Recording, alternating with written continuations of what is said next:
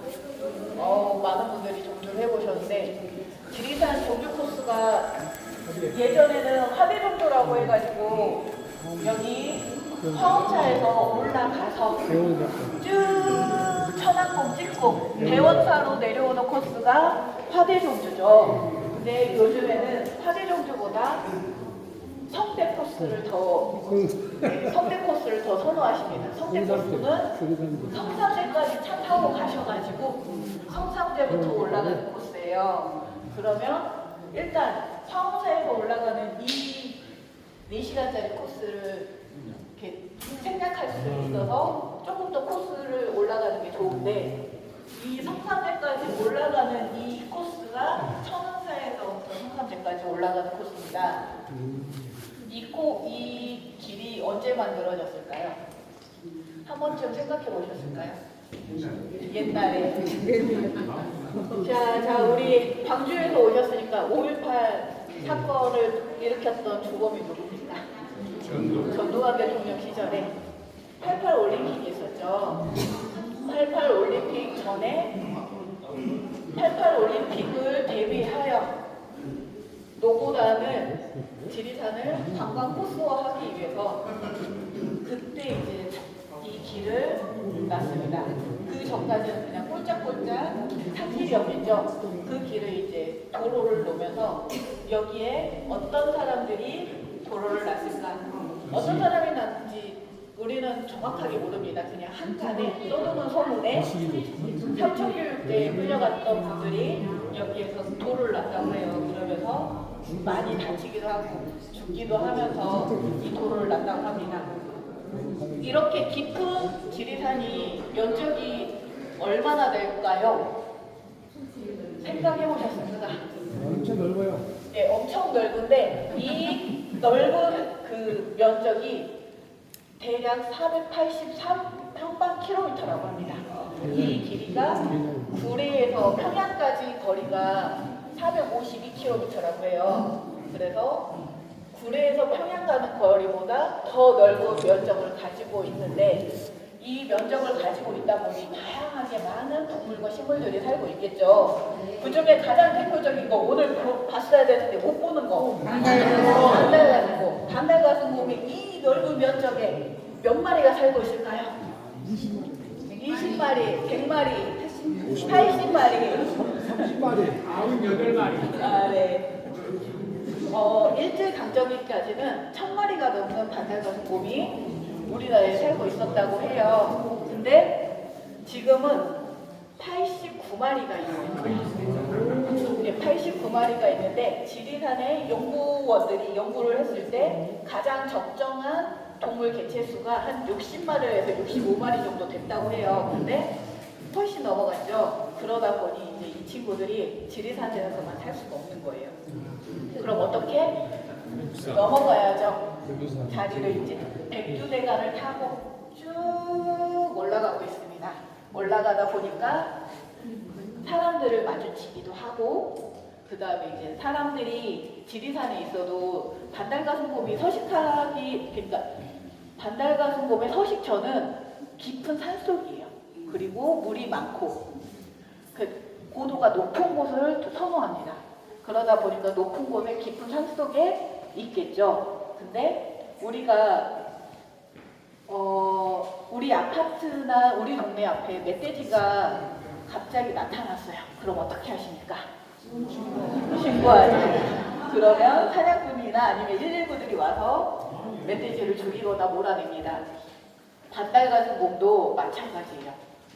누군가 사람이 자기 집 앞에 나타나면 무서워해요. 근데 반달가슴곰은 이렇게 서식지에 살 때는 새끼하고 같이 살거든요. 그러면 새끼하고 같이 있는데 이 서식지에 사람이 한번 앞 발을 들였어. 내 집 앞에 발을 들였어. 그러면 반달가슴곰 거기서 못 살아요. 다른 동물들도 마찬가지.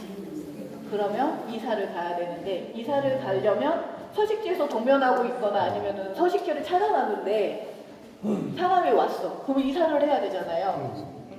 그 이사가 겨울에 이루어지겠죠. 그러다가 이제 사고가 나서 죽기도 하고 로드킬을 당하기도 하고 아니면 사냥꾼이 설치해 놓은 놀무에 걸려서 다치기도 하고 그렇게 됩니다. 그러면 이제 이 반달가슴곰이 이제 86마리나 살고 있는데 왜 지리산에 반달가슴곰을 이렇게 번식을 하기 위해서 이렇게 많이 풀었을까요? 살게 했을까요? 이유는 간단합니다. 지리산이 반달가슴곰이 서식하기에 가장 적정한 위치라고 생각했기 때문이겠죠. 깊은 산도 있고 먹을 것도 충분해요. 반달가슴곰이 제일 좋아하는 음식이 뭐가 있을까요? 먹이가 꿀. 그 다음에 물고기. 또 고기. 개, 도토리, 열매 많이들 있는데 반달가슴곰이 잡식성이라고도 하는데 대체적으로 과일하고 뿌리. 그 다음에 이제 특식으로 꿀을 먹죠. 꿀을 매일같이 먹으면은 꿀벌들이 다 멸종해버리겠죠. 근데 꿀은 이제 제일 좋아하는 음식이긴 하지만 찾기도 힘들고 귀한 음식이다 보니까 과일하고 이제 뿌리 열매를 많이 먹고 이제 단백질이 부족하면 이제 가끔 가다가 곤충도 잡아먹는다고 해요. 근데 열매가 매일같이 나지는 않죠. 가을에는 어떤 열매를 많이 먹을까요? 도토리, 도토리, 감 다양하게 많이 있는데 밤도 있고 도토리를 제일 많이 먹는다고 해요. 그래서 반달가슴곰이 살기 위해서는 잣나무나 참나무줄 같은 도토리 열매, 도토리가 많이 나는 나무가 많이 있어야 된다고 해요. 근데 도토리가 많이 있으면 이거를 가을에 먹잖아요. 가을에 살을 찌워야 동면을 할 수 있는데 자기 몸무게의 1.5배 정도를 찌운대요. 200kg의 반달가슴곰이 동면을 하기 위해서는 300kg까지 몸무게를 찌워야 되는데 도토리가 아주 그 역할을 한다고 합니다. 도토리를 많이 먹으면 살이 많이 찐대요. 건강해진다고 합니다. 그러니까 잘 고민해 보시고요. 자, 그런데 반달가슴곰이 새끼를 낳아야 되는데 반달가슴곰의 번식기는 언제냐면 봄이에요. 4월에서 5월에 번식을 한다고 해요. 번식이 아니죠. 교배를 하는데 착상이 그때 되지 않아요. 언제 되냐? 동면 들어가기 전에 살찌운 걸 보고 그때 착상이 됩니다. 아기 씨가 몸속에서 계속 움직이고 다니다가 동면에 들어가기 전에 건강 상태를 보고 착상이 될지 말지를 결정을 한대요. 그게 살아있을 수 있나? 네, 그렇게 살아있을 수 있답니다.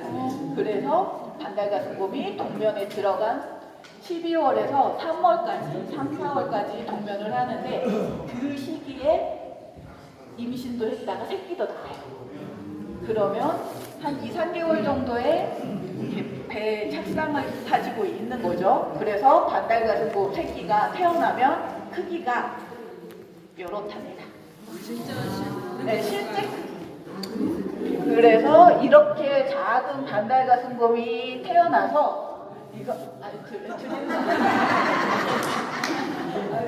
죄송해서 아니라서 드릴 수는 없고 이렇게 작은 반달가슴곰이 태어나서 동면이 끝나는 3, 4월 시기에 어느 정도 큰 반달가슴곰이 이제 새끼를 데리고 나와서 동면을 끝낸대요. 근데 끝낸다고 해서 다 바로 이렇게 출가를 보내는 건 아니겠죠. 반달가슴곰이 1년에서 2년 정도를 아이를 키우는데 저 반달가슴곰의 가장 큰 특징 중에 하나가 뭔지 아세요?